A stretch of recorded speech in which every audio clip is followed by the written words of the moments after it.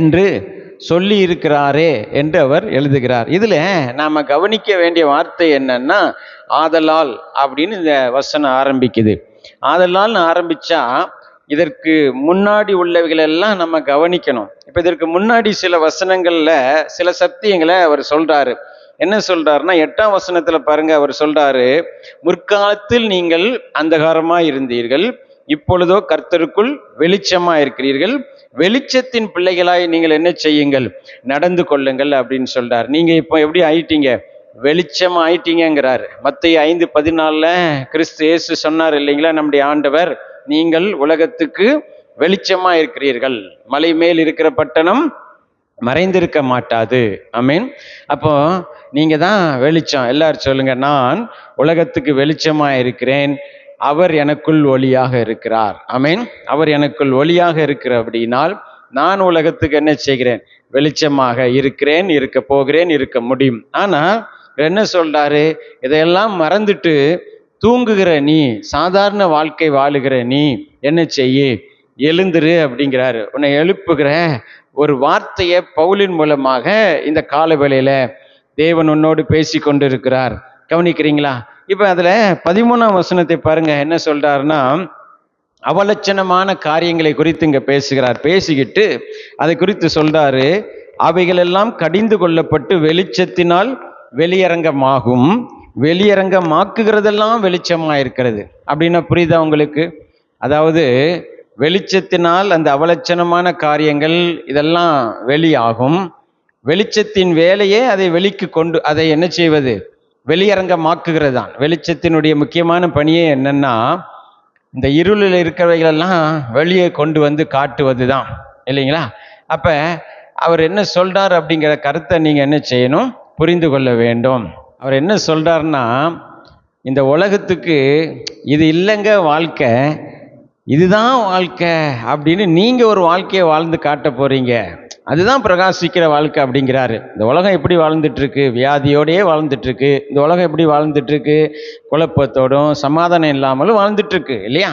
அதன் நடுவில் நீங்க இல்லை சுகத்தோடு வாழ முடியும், நான் வாழ போறேன், இல்லை சமாதானத்தோடு வாழ முடியும், இல்லைங்க பற்றாக்குறையோடு தான் உலகம் வாழுகிறது, பயத்தோடு தான் வாழுது, கவலையோடு தான் உலகம் இருக்குது, மக்கள் இருக்கிறாங்கன்னா, இல்லை அதுக்கு மத்தியில் இது இல்லைங்க வாழ்க்கை, வெளிச்சத்தின் வாழ்க்கை, நல்ல வாழ்க்கை எது அப்படின்னு நீங்கள் என்ன செய்ய போறீங்க, வாழ்ந்து காட்ட போறீங்க, அப்படின்னு வாழ்க்கையை நீங்கள் வெளியரங்கமாக்க போறீங்க அப்படிங்கிறாரு.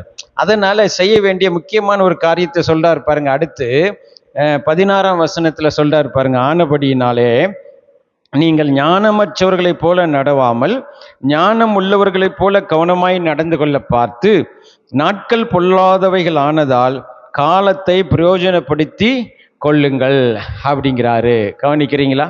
அப்போ அவர் சொல்ல வர்றதுடைய முக்கியமான கருத்து என்னன்னு உங்களுக்கு புரியுதா? அவர் என்ன சொல்றாருன்னா, இருள் பூமியை மூடும், காரிருள் ஜனங்களை மூடும், உலகமே மோசமா இருக்கு, கோணலும் மாறுபாடுமா இருக்கு அப்படின்னா அதுதான் சரியான நேரம் அப்படிங்கிறாரு. அந்த டயத்துல தான் நீ போய் என்ன செய்ய முடியும், வெளிச்சத்தை காட்ட முடியுங்கிறாரு. உங்களுக்கு புரியுதா?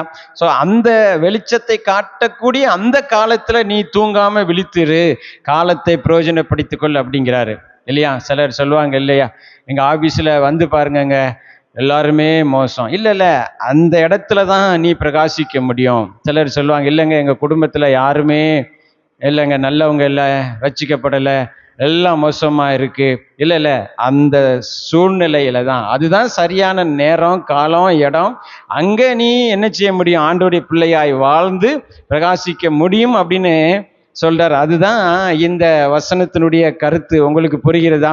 காலத்தை பிரயோஜனப்படுத்தி கொள்ளுங்கள், இல்லையா? சிலர் சொல்லுவாங்க, இல்லைங்க ரொம்ப மோசமாயிட்டு, ரொம்ப எதிர்ப்பாயிட்டு, ரொம்ப பாவம் பெருகிட்டு. வசனம் என்ன சொல்லுகிறது? பாவம் பெருகின இடத்துல கிருபை மிகவும் அதிகமாய் பெருகிச்சு. பாவம் பெருகுதுங்க, ஆனால் அந்த பாவத்தை மேற்கொள்ளுகிற கிருபை அதை விட மிக அதிகமாக தேவன் என்ன செய்திருக்கிறார், இந்த உலகத்தில் பெருக செய்திருக்கிறார். அதை மேற்கொள்ளக்கூடிய பலனையும் சக்தியையும் உங்களுக்கு தந்திருக்கிறாருங்க. அதை வைத்து கொண்டு நீங்க தூங்கலாமா, நீங்க எழுந்துருங்க அப்படின்னு சொல்றார். உங்களுக்கு புரியுதா? சுருக்கமா சொன்னா என்ன சொல்றாரு? அப்புறம் பார்ப்போங்க, நாளைக்கு பார்ப்போம், இல்லைங்களா? ரிட்டையர்ட் ஆன பிறகு பார்ப்போம். கிறிஸ்தவத்தில் ஒரு பெரிய குரூப்பே இருக்கு. என்ன குரூப்பு? ரிட்டையர்ட் ஆன பிறகு ஊழியம் செய்வோம், ஆண்டவருக்கு ஏதாவது செய்வோம், இல்லைங்களா? ரிட்டையர்ட் ஆகிறதுக்கு முன்னாடியே இயேசு வந்துடுவார். வந்துட்டாருன்னு என்ன பண்ண போகிறாங்கன்னு தெரியல. கவனிக்கிறீங்களா? கர்த்தர் நல்லவர், இல்லைங்களா? அதனால் இன்னொரு நாள் பார்ப்போம், அப்புறம் பார்ப்போம். காலம் தாமதம் பண்ணுறவங்களுக்கு அதில் என்ன செய்கிறாரு சொல்கிறாரு. உங்களுக்கு புரியுதா? பவுல் என்ன சொல்கிறார்னா, தங்களுக்குள் வெளிச்சத்தை வைத்து கொண்டு, வெளிச்சமாக்கப்பட்டவர்கள் தங்களுக்குள் இருக்கிறத வெளிச்சத்தை மறந்து கொண்டு, இருள் நிறைந்த இந்த உலகத்தில் சாட்சியாய் வாழ வேண்டிய தருணத்தை மறந்துவிட்டு மற்ற எல்லாவற்றுக்கும் இடம் கொடுத்து பாருங்க. அதனால தான் சொல்கிறாரு, விழித்து அப்படிங்கிறாரு. தூங்குகிற நீ என்ன செய்? விழித்துரு. ஏன்னா இதான் சமயம், இதான் நேரம். எல்லாமே மோசமாக இருக்குன்னு சொல்கிறல்ல, அதுதான் சமயம். எல்லாமே மோசமாக போய்கிட்டே இருக்குது அப்படின்னு சொல்கிறீங்களா? அப்போ அதுதான் சமயம். எல்லாமே தப்பு அதிகமாக பெருகிட்டு போயிட்டுருக்குன்னு சொல்கிறீங்களா? அப்போ அதுதான் சரியான நேரம். நீங்கள் சாட்சி சொல்ல, வசனத்தை பேச, பிரசங்கம் பண்ண, போதிக்க, சுவிசேஷம் அறிவிக்க, அவங்க மத்தியில் சாட்சியாய் வாழ. எப்படி ஒரு ஈசாக்கு பஞ்ச காலத்தில் விதை விதைத்து அதன் மத்தியில் அறுவடையை செய்து ஜனங்களுக்கு முடியும், தேவனை சார்ந்து கொண்டால் பஞ்சத்தை மேற்கொள்ள முடியும் என்று வாழ்ந்து காட்டினான் பாருங்க.